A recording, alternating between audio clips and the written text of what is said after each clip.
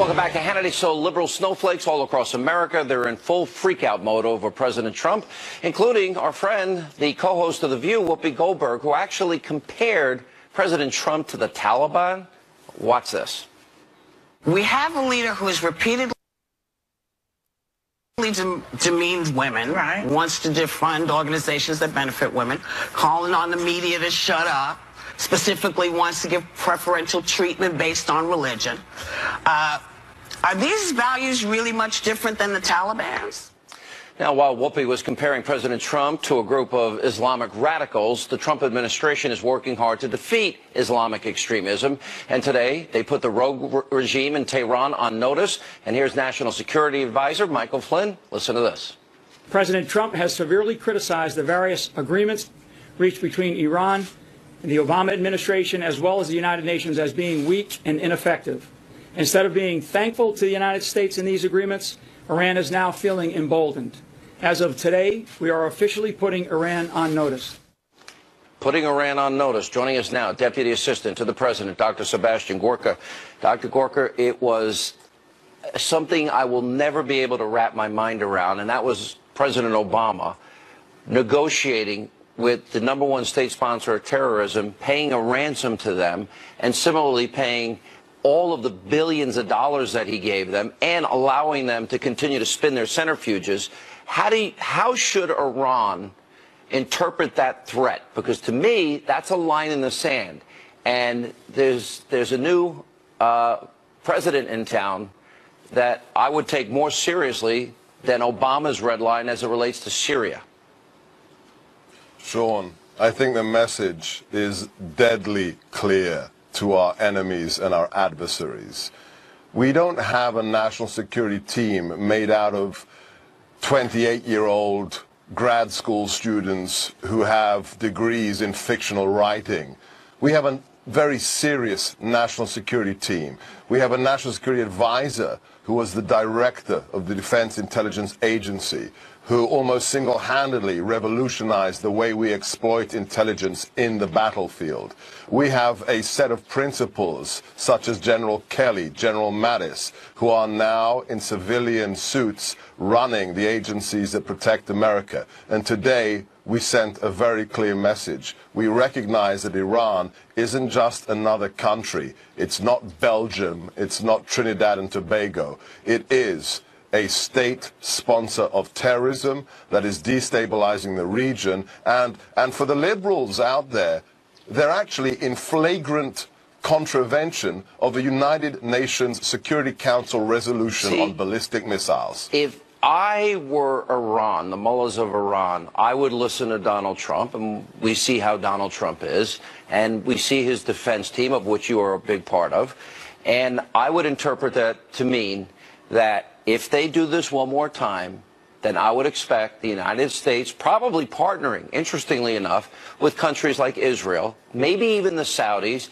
maybe the Egyptians, maybe even the Jordanians and others, and taking out those nuclear sites once and for all. Do you think they're smart enough to understand that there's a new sheriff in town?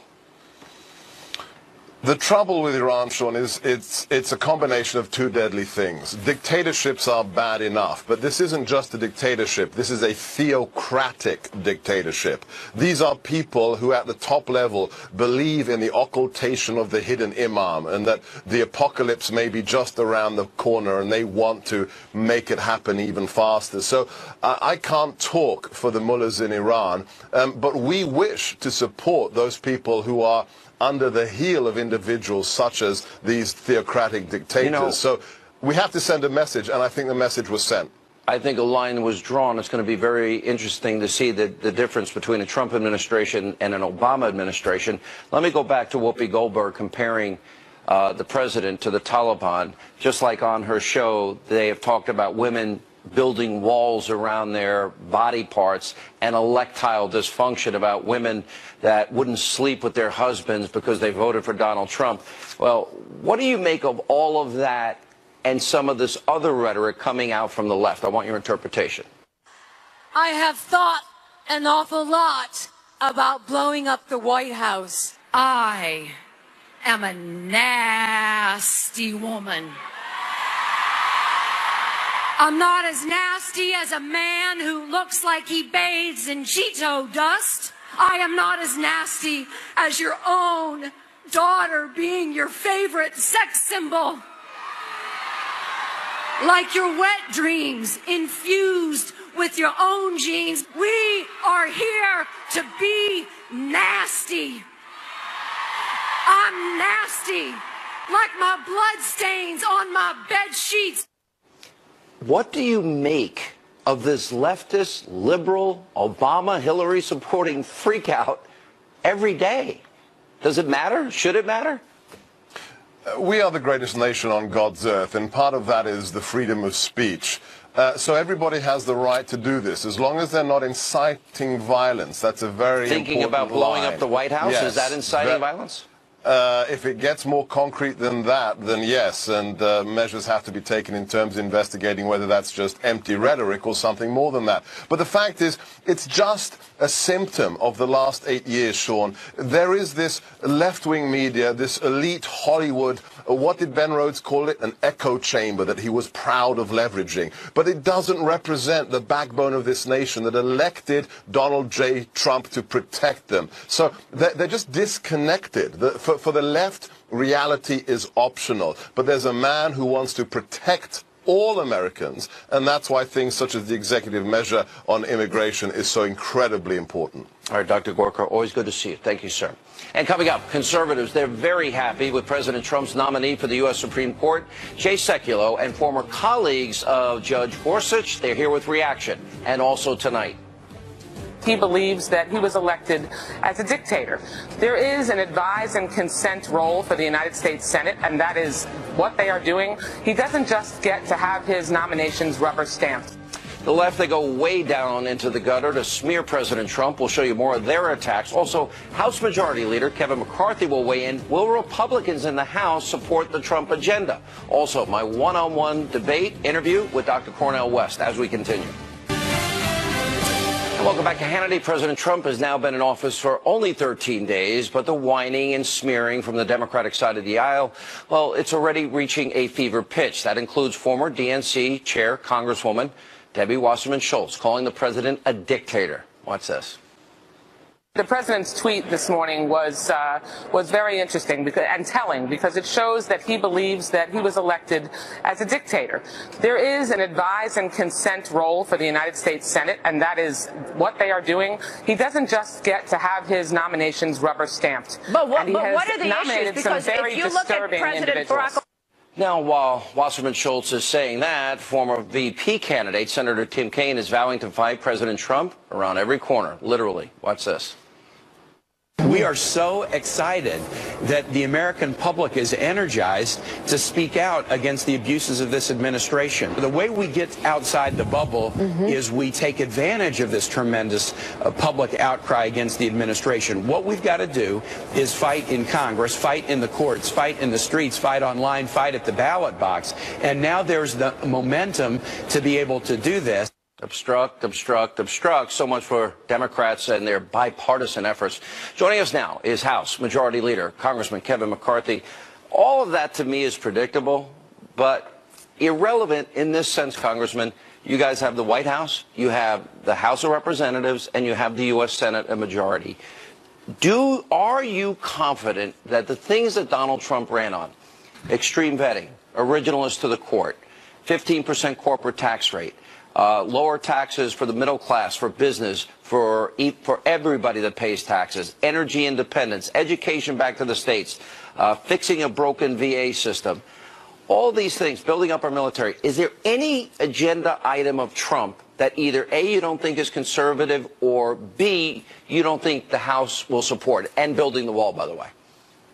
No, there's none. And if you watch what we've been doing, working very closely with this president, and I think if you watch what this president has done, he's done a tremendous job already. And that's not just a conservative agenda, that's an American agenda. That's an agenda that everybody can get behind. And what's so frustrating, Sean, is not only are they just fighting, if you watched the protest at the Supreme Court last night, they had signs with not even knowing who he was going to nominate. Already it said pre-made. oppose, and then they wrote the name in afterwards. Well, they actually had that's some that were already pre-made that actually had Neil Gorsuch's name on it, which was pretty funny.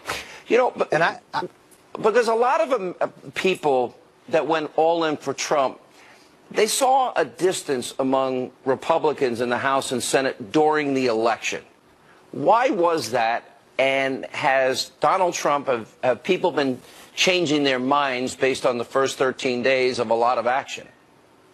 That is true. And you and I had that conversation a lot during the campaign. But you and I know that Trump and I worked very closely together, and others did not. But since Trump was elected, I saw a uniting of not only just the Republican Party, but others. Because what Donald Trump did, Donald Trump listened to a voice across this country that others were not listening to. And he was disrupting Washington. And that made some people uncomfortable, but rightfully so. But look what he has done. He has done tremendous picks of individuals coming forward to serve in this cabinet.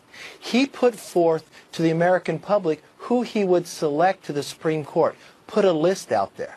And I will tell you, Neil Gorsuch is probably one of the most qualified people ever to be nominated for the Supreme Court. In 2006, he was unanimously approved in the Senate. And now some of those same senators are saying they couldn't vote for him. That's appalling. And Democrats are not even showing up to committees to hear, to put forth these cabinet members.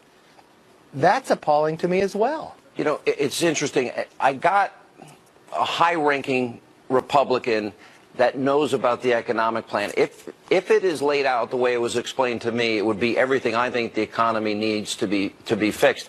I have two questions on, in the interim, between that time between when Donald Trump was elected and becoming and sworn in as president, the Republican Congress raised the debt ceiling $9.7 trillion over a 10-year period of time, and there's talk about $1 trillion infrastructure spending plan. That scares me as a conservative that wants to live within our means, balance budgets. Do you have any concerns about any of those two things? Why did that happen?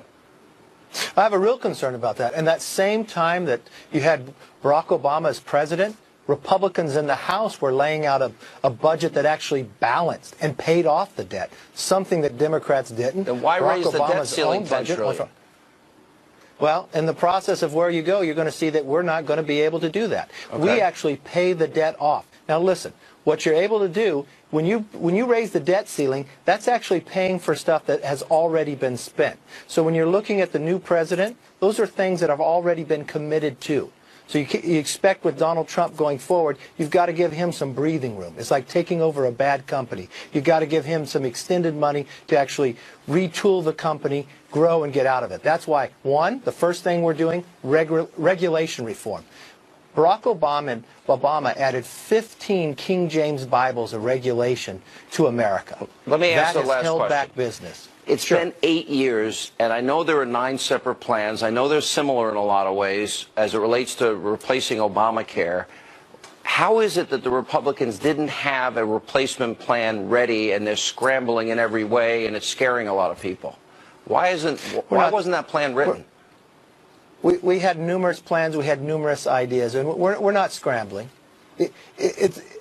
Watch what we go forward. And the one thing that you have to have, if you read Obamacare, there are 1,400 pages, and one of the strongest elements in Obamacare gives a great deal amount of power to the Secretary of Health and Human Services. A lot of discretion there. That's huge. Once Tom Price gets in, that's what we need inside a cabinet member. All right, Congressman, you're one of the few guys in leadership that will even take my call. I appreciate it. Thank you for being with us.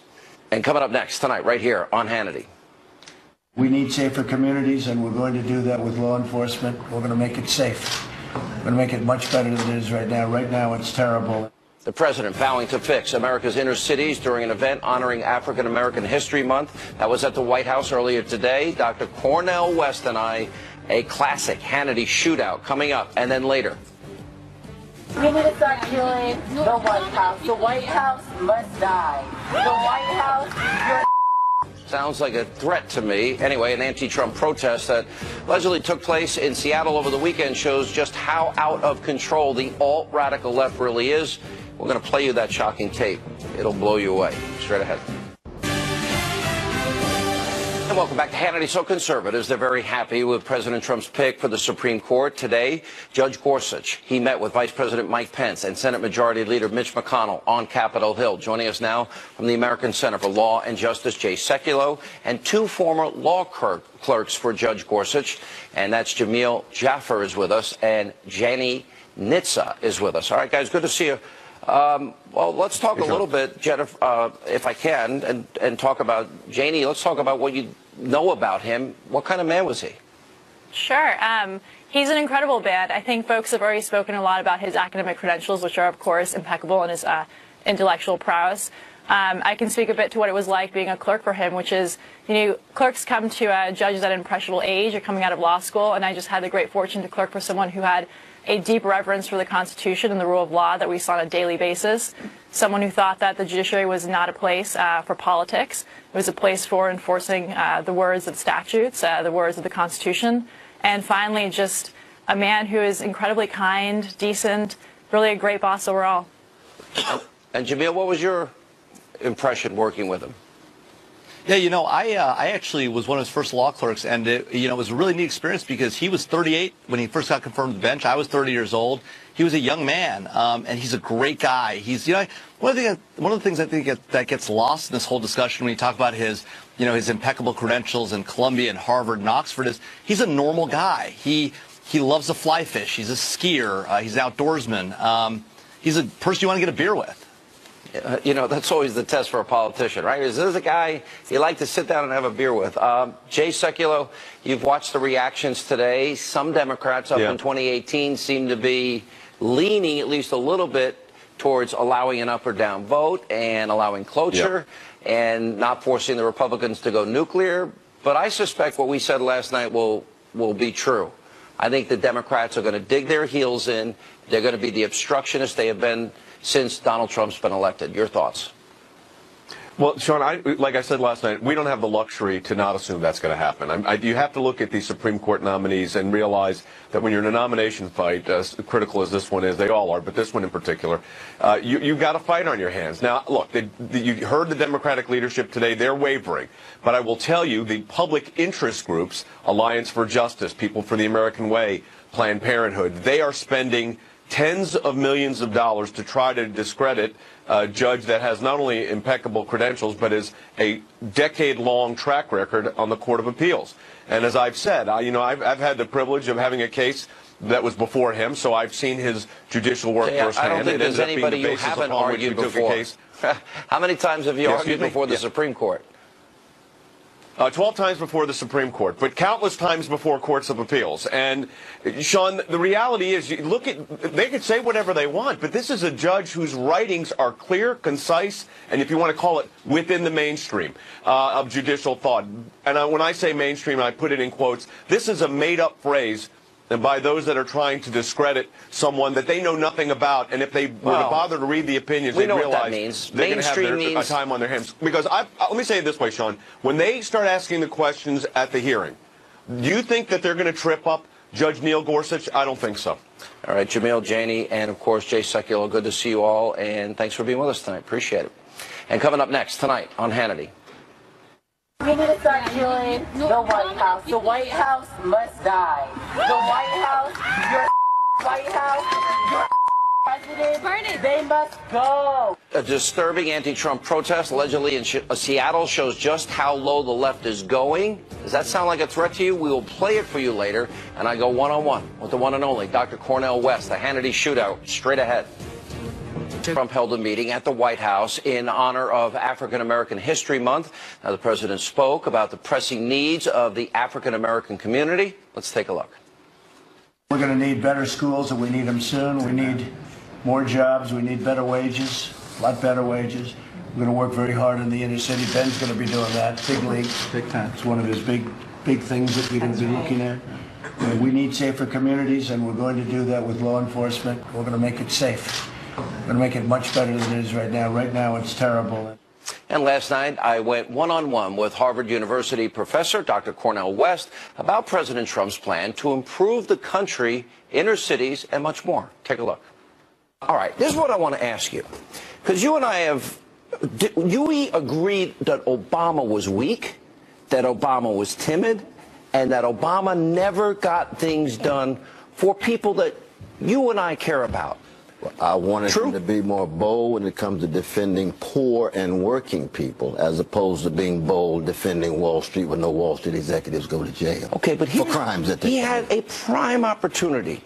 Now, since when he was president, lowest labor participation rate since the 70s, we had, what, 12 million more, 13 million more Americans on food stamps, 8 million more in poverty, lowest home ownership rate in 51 years. He had a good record when it comes to producing jobs. The problem was that 94% of the jobs were low-paying, contingent, so and precarious. So you give me a hard time about Donald Trump, and I'm looking at Carrier, Ford, I'm looking at Alibaba, Fiat Chrysler, all these companies and others, Suncon, $7 billion investment. He's getting rid of 75% of regulation. He's dropping the corporate tax 15%. He's allowing multinational corporations to repatriate money at a very low rate, so they'll build factories and manufacturing centers.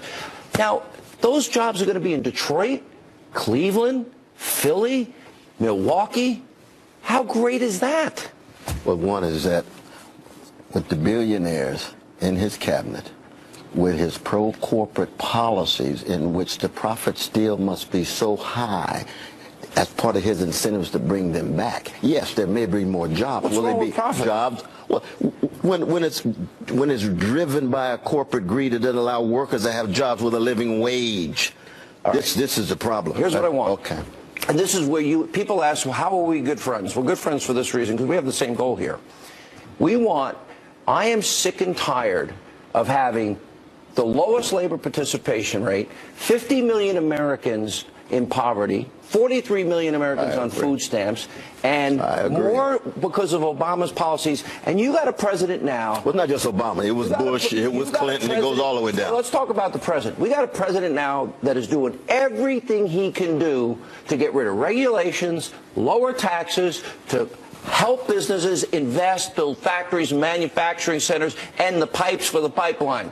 And I would think Cornel West says, that's awesome, because those people need jobs. No, but the problem is, you lower the taxes, you have fewer revenues going in to make sure that poor and working people are both treated. No, you lower the taxes, the companies have more money to invest. No, they want to make money. How many trillions of dollars have these corporations in the Cayman Islands and other places with lower taxes? That's tax evasion. Wait a minute. You think lowering taxes means that all that money is going to come back? But have you heard about Trump? way. Wait a minute. Trump is allowing multinational corporations to bring their money back at a very low rate, and with the purpose of incentivizing them to build here. But he's already promising the lowering of the regulations. The regulations could mean what? Lower quality products? No. Yes, indeed. Lower regulations simply means corporate greed runs amok.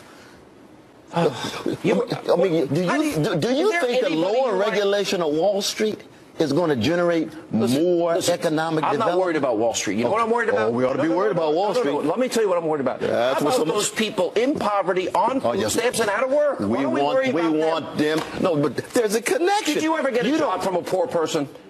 Well, it depends on what the poor person was doing. Name one time in your life you got a job from somebody that has no money. Well, didn't have no money. I worked at McDonald's for a number of years, and the person who ran McDonald's didn't have too much money. No, when I'm talking about the person who was the manager who just... Okay, not the manager, the owner of McDonald's. Oh, you mean the owner of things? No, but... You didn't get a job from a poor person. See, this is where your faith in capitalism that is unfettered is different than my critique of capitalism that believes that the priority ought to be on poor and working people. We just had an experiment with socialism, redistribution, spreading the wealth around, and what did we have? Millions more in poverty, millions more in food stamps. Why can't you understand socialism, redistribution does not work? Well, let me tell you this. What has happened in the last 40 years is a massive redistribution of wealth from poor and working people to the well-to-do.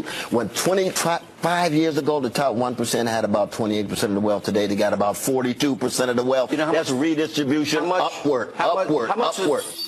And up next, tonight, right here on Hannity. We need to start killing the White House. The White House must die. The anti-Trump protests that allegedly took place in Seattle over the weekend reveals just how low the alt-radical left will go. We're going to play you this extreme tape and more straight ahead. With that.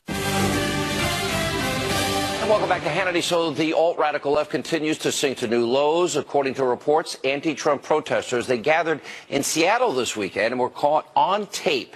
Listen to this, saying this. White people, give your money, your house, your property. We need it all. You need us. The White House must die. Really? White House must die? We're told that that might have had Black Lives Matter members in it. And that leads to tonight's question of the day. The Democrats, like Barack Obama, Joe Biden, Hillary Clinton, you know, people that sought out Black Lives Matter and the group and their endorsement and support, and they went to visit President Obama in the White House at the time. Do Democrats need to distance themselves from radicals like this and the anti-Trump movement? We want to hear from you. Go to Facebook.com/Sean Hannity, @Sean Hannity on Twitter. Let us know what you think. Quick programming note. Tomorrow I will be traveling to our nation's capital to interview Vice President Mike Pence at the White House. Now, this sit-down will air tomorrow night, 10 Eastern. We hope we'll see you back there then. Thanks for being with us.